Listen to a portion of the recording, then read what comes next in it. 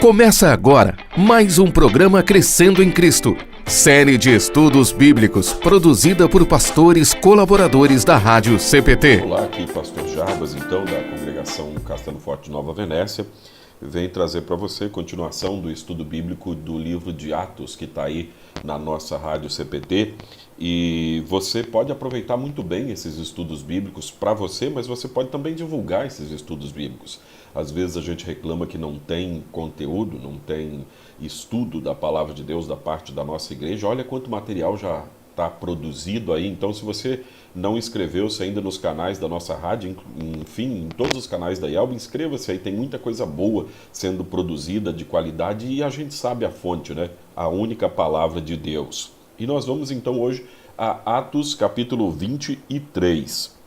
Para começar, nós vamos nos localizar onde está esse texto. A gente poderia dividir de várias formas o livro de Atos. Isso a gente chama de esboço, fazer uma sistematização, colocar cada coisa na sua caixinha, digamos assim. Então a primeira forma é dividir entre o ministério que está mais presente a pessoa de Pedro ou o ministério do apóstolo Paulo. Nós temos o ministério de Pedro dos capítulos 1 até 12. E depois o ministério de Paulo, essa é a maior ênfase, do capítulo 13 até o final do livro, capítulo 28. Uma outra forma de dividir o livro é olhar o versículo de Atos, no capítulo 1, versículo 8, e sereis minhas testemunhas em Jerusalém, Judeia, e você conhece muito bem esse versículo. Se não conhece, leia ali Atos 1, 8. E ali a gente pode olhar o livro como se fosse dividir por este versículo.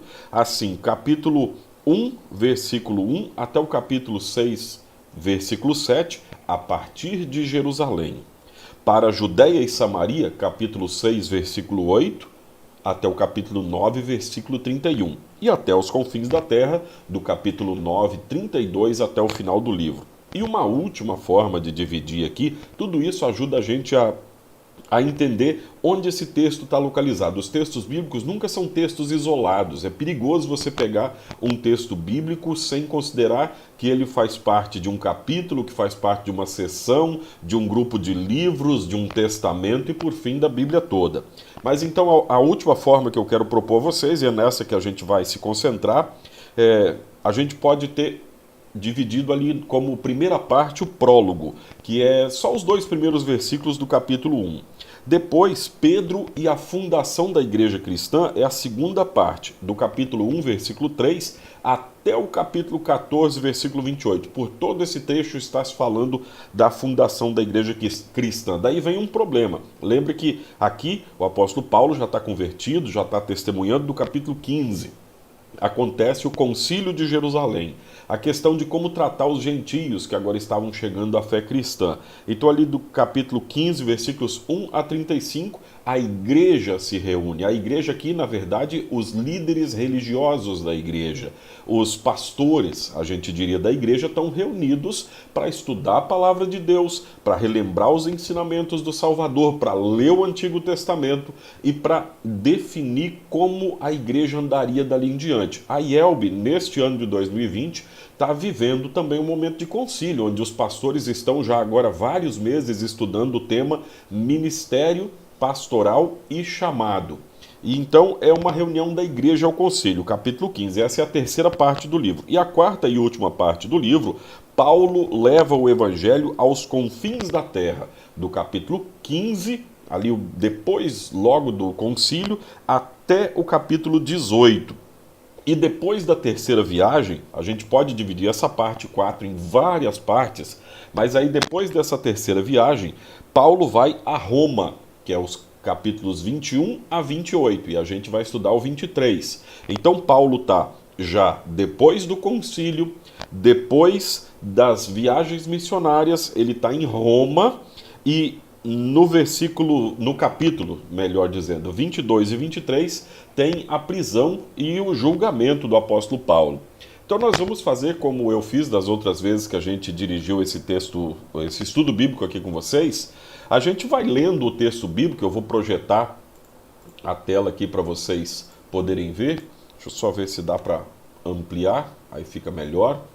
A gente vai lendo o texto bíblico e vai conversando sobre ele, destacando algum outro ponto. Se você tiver comentários também, pode fazer aí nos comentários do vídeo, na rede social que você estiver assistindo. E também você lembra de divulgar esse vídeo para mais pessoas conhecerem a palavra de Deus. Atos 23. Então Paulo olhou firmemente para os membros do conselho e disse: meus irmãos, e aqui já paro para fazer um destaque. No capítulo 22 e aqui no 23, Paulo olha para os judeus e diz: meus irmãos, ele está se identificando com eles. Ele se identifica como alguém que faz parte do mesmo povo que eles estão ali achando ou querendo representar. Meus irmãos, tenho vivido até hoje com a consciência limpa diante de Deus. Paulo está dizendo sem meias palavras: eu não sou culpado de nada. Ele está fazendo a sua defesa e começa já se declarando inocente. Vocês não podem me acusar de nada, a não ser com acusações falsas, como inclusive acusaram o próprio Jesus Cristo. Mas Ananias, o grande sacerdote, mandou que os homens que estavam perto de Paulo dessem um tapa na boca dele. Esse Ananias parece que não era muito gente boa. Aqui a Bíblia da Reforma diz que ele era filho de Nedebeus, serviu como sumo sacerdote entre os anos 47 a 58, por 11 anos. Ele era cruel e desprezado pelas próprias pessoas, por aquelas pessoas que deveriam servi-lo, ele era desprezado. Foi assassinado pelos sicários. E aqui, esse ato de violência mostra a pessoa que ele é. Ele não aceita nem que Paulo comece a falar da sua defesa, já manda dar um cala-boca, um tapa na boca. Aí Paulo disse a Ananias: a gente esperava o quê? Que de repente Paulo fosse se calar? Não. Hipócrita, Deus o castigará por isso. Você está sentado aí para me julgar de acordo com a lei, não é? Então como é que mandou bater em mim? Isso é contra a lei. Por que isso é contra a lei? Não é que o cristão não possa sentar-se na cadeira de juiz. O cristão não pode julgar a seu próprio favor, e é isso que Paulo está dizendo ali. Você está julgando, você se fez de ofendido e você mesmo está dando a sentença e o julgamento. Então você pode julgar outros, mas quem julga por você é o próprio Deus. Por isso que o apóstolo Paulo está dizendo isso ali. Os homens que estavam perto de Paulo perguntaram: você está insultando o grande sacerdote, o servo de Deus? Paulo respondeu: meus irmãos, olhem que Paulo sempre se identifica como um deles. Eu não sabia que ele é o grande sacerdote, pois as Escrituras Sagradas dizem: não fale mal de nenhuma das autoridades do seu povo. E Paulo aqui até faz um meia-culpa dizendo: olha, eu não sabia que era ele. Não falarás de uma autoridade ao povo, de uma série de mandamentos que Deus deu aos israelitas, para não falar mal da sua liderança religiosa. Quando Paulo percebeu que alguns do conselho eram do partido dos saduceus e outros do partido dos fariseus, disse bem alto. Aqui Paulo foi bem esperto, ele percebendo que ali dentro tinha dois partidos, e ele quer gerar uma comoção e um sentimento de talvez empatia ou simpatia dessas pessoas. Meus irmãos, eu sou fariseu e filho de fariseus. Estou aqui sendo julgado porque creio que os mortos vão ressuscitar. E assim que ele disse isso, os fariseus e os saduceus começaram a discutir e o conselho se dividiu. Por quê? É que os saduceus não creem que os mortos vão ressuscitar, nem que existem anjos ou espíritos, mas os fariseus creem nessas coisas. Então Paulo pega aqui, vamos dizer, uma brecha da lei e usa a seu favor. E existia aqui dentro desse sinédrio dois partidos diferentes a respeito da mesma fé. E isso, como é que a gente pode entender isso? Como é que isso pode funcionar?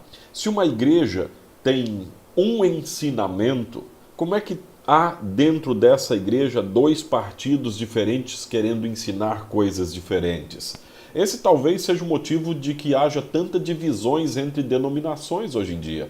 A pessoa vai lá, diz que recebeu uma revelação de Deus, quer pregar aquilo como se verdade fosse. Não estou julgando aqui, talvez seja verdade porque é inspirado pela Bíblia, ele falou apenas o que a Bíblia diz, mas talvez seja um sonho apenas, bobagens que acha que pode colocar na conta de Deus, e daí essa pessoa quer ensinar isso na sua igreja e vem alguém outro e diz, não, mas isso aqui a nossa igreja não acredita. O que a pessoa faz?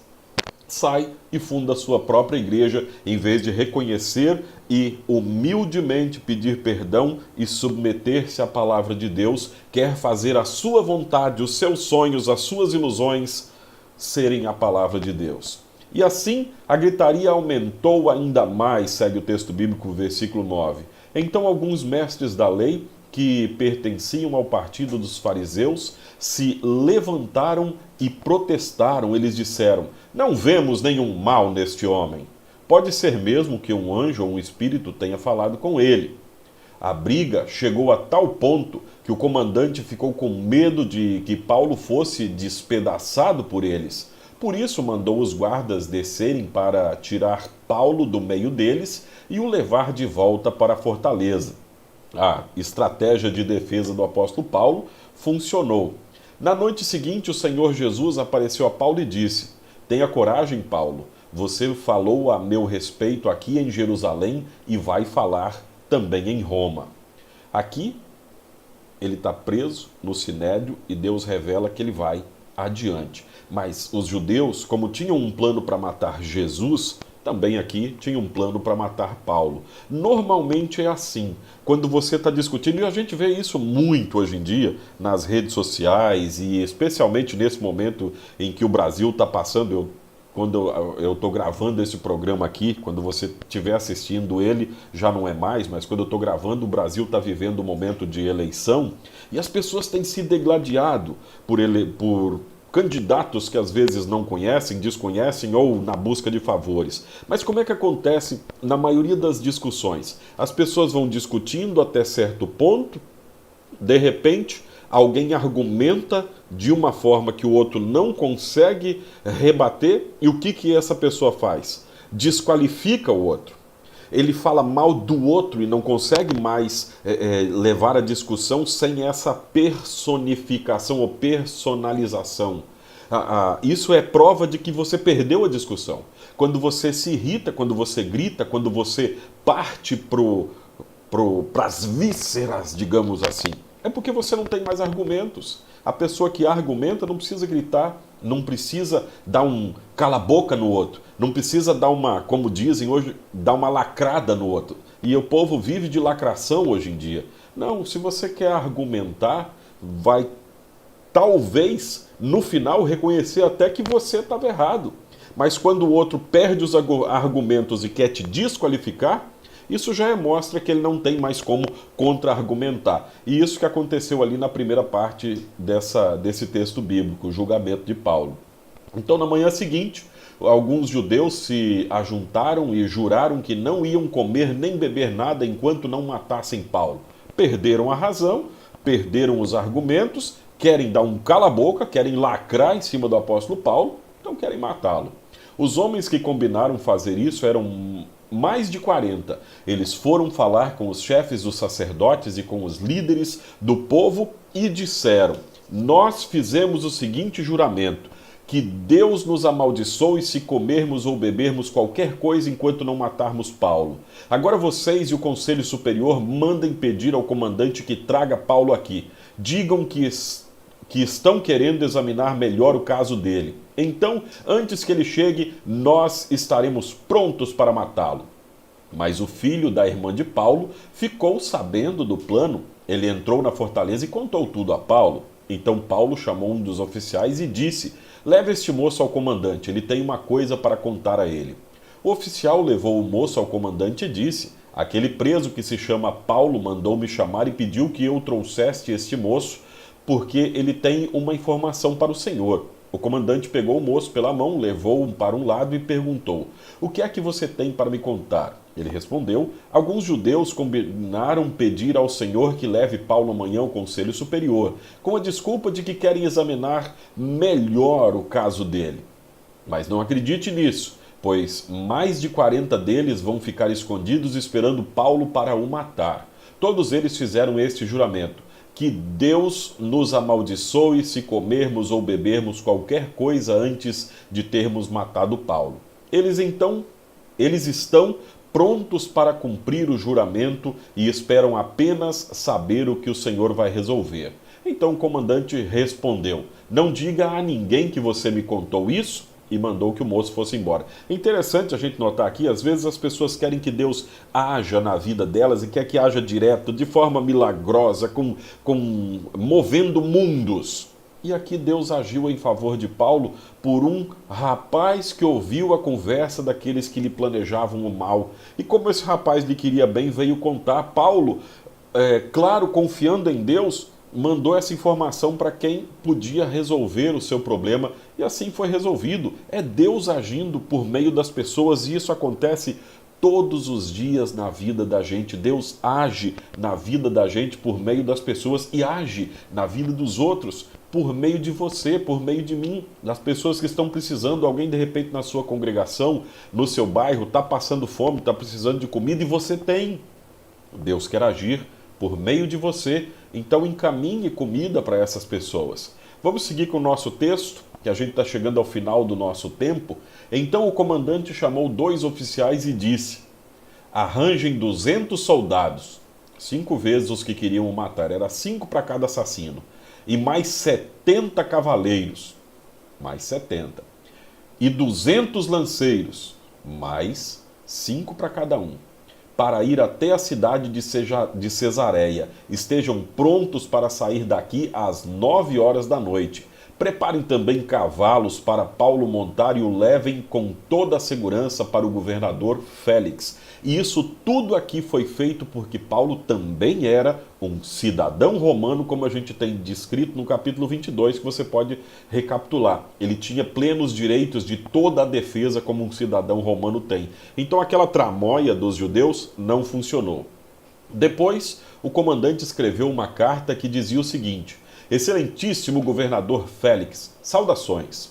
Alguns judeus agarraram este homem e quase o mataram. Quando soube que ele era cidadão romano, eu fui com os meus soldados e não deixei que ele fosse morto. Eu queria saber por que o estavam acusando e por isso resolvi levá-lo diante do Conselho Superior dos Judeus. Não é bem assim o que ele está contando na carta. Se você ler o 22, você vai ver que os soldados também maltrataram Paulo e pararam de bater nele quando ele se identificou como cidadão romano. Então descobri que ele não tinha feito nada para merecer a prisão ou a morte. A acusação contra ele era a respeito da própria lei deles. Quando fui informado de que havia um plano para matá-lo, resolvi mandá-lo ao Senhor. E disse para que aqueles judeus que fizessem as acusações na sua presença: saúde, Cláudio Lísias. Então os soldados cumpriram as ordens, pegaram Paulo e o levaram durante a noite até a cidade de Antipátride. No dia seguinte, os soldados voltaram para a fortaleza, deixando que os cavaleiros continuassem a viagem com Paulo. Eles o levaram para a cidade de Cesareia, deram a carta ao governador e lhe entregaram Paulo. O governador leu a carta e perguntou a Paulo de onde ele era. Quando soube que era da região da Cilícia, disse: quando seus acusadores chegarem, eu ouvirei o que você tem para dizer. Em seguida, mandou que ele ficasse preso no palácio do governador. Notem que aqui não há nenhuma operação, como a gente descreveria, milagrosa de Deus. Entretanto, Deus está protegendo Paulo por meio de pessoas e por meio de situações. Vejam só, ele tem um julgamento, onde ele acha uma brecha para poder não ser julgado ali naquele momento. Ele é informado, essa é a palavra que eu estava procurando, ele é informado de que havia um plano para o matar e ele pede para esse rapaz falar com a autoridade que podia preservar a sua vida, e esse rapaz vai preservar, vai levar a informação que preserva a vida de Paulo. Deus também move a inteligência daquele comandante ali, que junta um monte de soldado para proteger claro, a si mesmo, porque o que aconteceria a ele se um cidadão romano fosse morto por judeus, mas também para proteger o apóstolo Paulo, que vai ser levado diante do governador, a quem ele pode depois testemunhar também. Paulo vê tudo com o propósito de testemunhar também. A gente pode ver isso em todo o livro de Atos. Então, onde Deus está te colocando hoje com o propósito de testemunhar? Quantas coisas Deus tem feito na sua vida que talvez você esperasse coisas maravilhosas como milagres, mas Deus está fazendo naquilo que a gente acha normal e tem preservado a sua vida e mantido você. Que Deus te abençoe para que você, no seu dia a dia, se torne uma testemunha viva, seja em momentos de prisões ou em momentos de liberdade, que você seja uma testemunha viva do amor de Deus. Fique em paz, na paz de Cristo. Acompanhe este e outros programas em radiocpt.com.br.